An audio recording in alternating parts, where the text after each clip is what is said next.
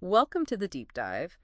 Today we're getting to something really quite unique. Definitely looks that way. We have these fantastic notes from Christopher McClure of Meditation Happy Hour, and he introduces this concept called vision journaling. Hmm. And our mission today is really to unpack this process. Christopher describes it as a way to sort of regularly clear the path for what he calls aspects of your wholeness. Right. So identifying those parts of yourself that maybe aren't as strong and working on them. Exactly. He says it's for anyone who's a wholeness geek, always looking for ways to grow.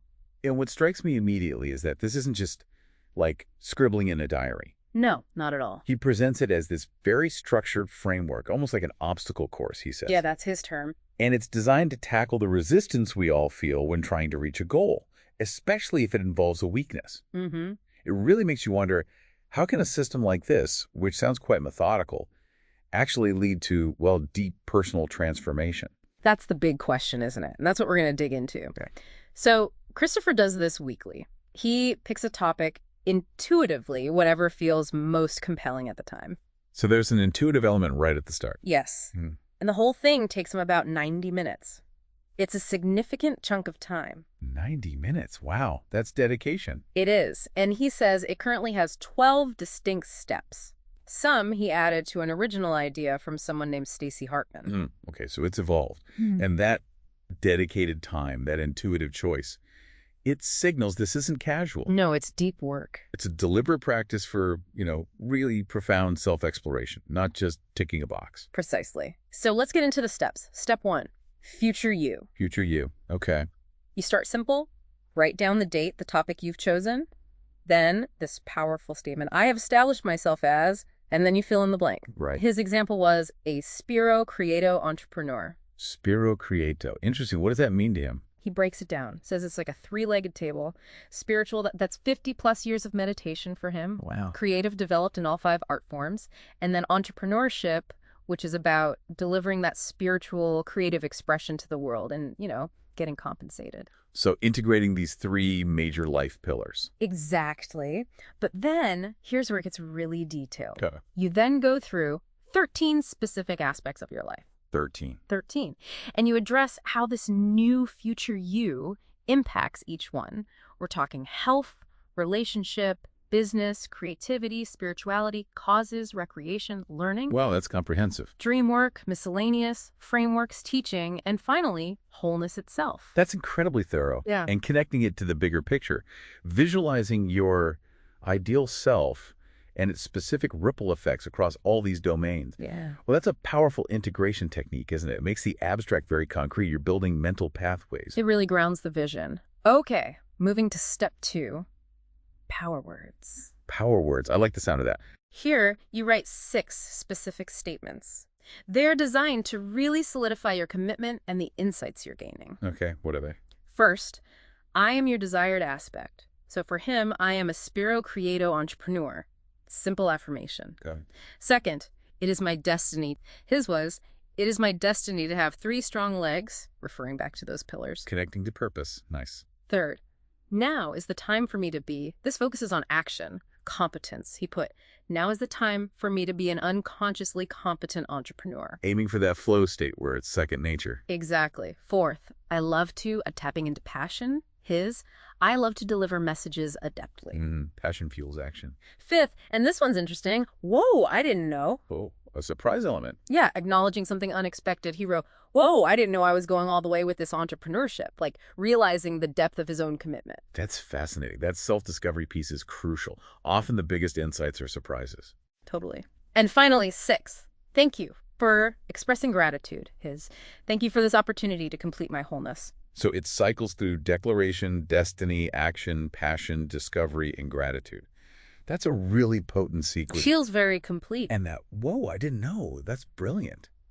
It specifically creates space for those aha moments, those subconscious revelations that really drive change. Yeah, it really stood out to me too. Okay, so after anchoring yourself with those words, step 3 is called pull the thread. Pull the thread. Okay. This one sounds simple, but it's effective. You think of just an ordinary kind of thing that would naturally happen because you've established yourself as this future you. Making it real, grounding it. Exactly. Yeah. Christopher's example. If his entrepreneur part was fully integrated, well, he would make an excellent marketing consultant. It's a logical, everyday outcome. Right. It connects the big vision to a tangible, almost mundane reality. Makes it feel less like a fantasy and more like, well, like something achievable. It bridges the gap. Yeah, it makes it feel inevitable, almost. Yeah. Then, step 4 is, wow, this one has 4 parts, and it dives deep into the emotions around this change. Okay. Exploring the feelings, important. First part, shock. How is this development shocking? Christopher wrote.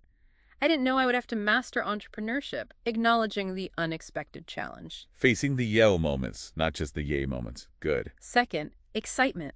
What excites you? He wrote, I will be a wealth of knowledge, ability, and creativity, focusing on the positive potential. Balances the shock. Third, curiosity. What are you curious about? His thought, how many people can I help? Looking outwards. The impact. And fourth, generosity. What will you give? He wrote, I am such a huge force of knowledge, and he elaborated on his role connecting to source, creating the message, delivering it. So it covers the whole emotional spectrum. The challenge, the joy, the wonder, the contribution. That's a really holistic check-in. It really is. It's not just positive thinking, it's integrated thinking. Acknowledging the tough parts alongside the exciting ones build real resilience, I think. You're preparing for the whole journey. Makes sense. Now, step 5, senses, gets really interesting. Christopher adds 2 senses to the usual 5. 7 senses? Okay, I'm intrigued. Yeah, the goal is a visceral sensory sense of the development. So number 1, smell.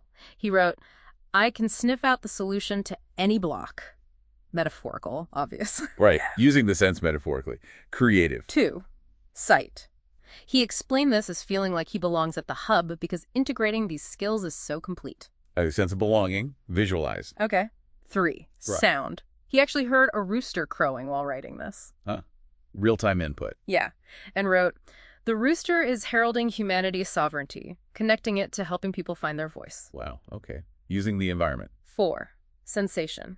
I feel the energy of all life. Very expansive. Mm-hmm. 5, emotion as a sense. My benevolence is enormous. Feeling the feeling. Treating emotion as a sensory input. Interesting. 6, thought. Also as a sense. The populace has risen to the occasion. Okay, that's abstract. How does thought work as a sense here? It seems like sensing the potential or the state of collective thought related to his vision. Got it, like perceiving a mental landscape. Yeah. And 7, taste. We have tasted our stewardship, meaning humanity acting as caretakers. This whole 7 senses thing, Yeah, it's really pushing the boundaries of visualization. It's about embodiment. definitely. By engaging even abstract concepts like thought and emotion as if they were sensory inputs, you're moving beyond just thinking about the future self to actually experiencing it on multiple levels. It makes it feel incredibly real internally. It does feel very immersive. Yeah. Okay, after that sensory deep dive, golden ratio. Golden ratio, like the mathematical thing. Sort of, but applied differently. Here, you think of a specific milestone and then focus on how you would feel right after achieving it. Ah, capturing the feeling of success. Exactly. Christopher's example. Now every post I make returns readership. Focusing on that feeling of accomplishment and flow. That makes sense. It's not just the goal, but the felt experience of having reached it. That feeling can really pull you forward. It creates motivational energy. Yeah, like a taste of the future. Then, step 7 is multiplier. Multiplier. Sounds like scaling up. It is. This step focuses on how the development you're working on can be shared, how it can impact many people. Moving beyond the self. Right. Christopher wrote that his resulting vertical is a huge audience. He used the marketing term vertical for niche, Okay. saying the intersection of spirituality, creativity, and entrepreneurship actually reaches a very large group of people. That's a key shift, isn't it? Thinking Yeah. about the ripple effect. Yeah. How does my personal growth serve something bigger? That often unlocks a deeper level of motivation, moving beyond just personal gain. Definitely adds a layer of purpose. Yeah. Okay, step 8, whys, or the why, chain. Ah, the classic 5 whys technique or something similar. Yeah, Very powerful. exactly. He learned it from Harviker and Dean Graziosi. You ask, why are you doing this? Then why is that significant? Over and over. Peeling the onion. Right. So for his Spiro Creato entrepreneur goal, Okay, let's hear it. why that? Because this is who I am. He saw entrepreneurship as a missing piece, a shattered element. Okay, identity. Why is that important? Because when it's who you are, motivation is inherent in the activity. It's not forced. Intrinsic motivation. Makes sense. Why is that important? It creates indomitable will. Ah, resilience. And why is that important? What you're doing becomes a sure thing. You know you'll stick with it. Certainty. And why is that important? You can rest in the eternal, meaning it's what he'll always be doing, fundamentally. Finding peace in the process itself. Yeah. Why is that important? You can be the future you now because it's already inherent. Living it now. Okay, one more. Why is that important? You become a timeless element of evolution. Wow. That went deep. From a specific goal to becoming part of evolution itself. Yeah. That relentless digging really uncovers the core drivers, doesn't it? It moves way beyond just achieving something to aligning with your fundamental reason for being. That's incredibly anchoring. It feels very profound. Okay, step 9 is syzygy. Syzygy, like the astronomical alignment, or Jungian. He thinks it's Jungian. He explains it as confronting the absolute worst thing that could happen. Facing the fear. Shadow work, maybe? Seems like it. His example. What if I die before mastering this entrepreneurship thing? Pretty big fear for a goal like this. Definitely. And his answer. He said he'll probably just pick up where I left off when I reincarnate because it's part of his wholeness, his eternal nature. That's a powerful reframe. By facing the worst fear, even death, and finding a sense of continuity or peace with it, you essentially neutralize its power to hold you back. That builds incredible resilience. It really does put things in perspective. Then comes step 10, mini. Mini. Like a small version. Yeah, it's like the pull the thread step, Yeah. but focused on finding one small, concrete piece of evidence that shows your goal is actually starting to manifest, like a little signpost. Finding tangible proof points along the way. Exactly. Christopher's mini was to play at the Mission Ballroom. That's a big venue in Denver, like 5,000 seats. Okay, that's not that many, but it's specific. Right, but for him, it represents that integration. Connecting to source, his music, expressing it, and delivering it to a large audience. It's a concrete symbol of the bigger goal in action. Got it.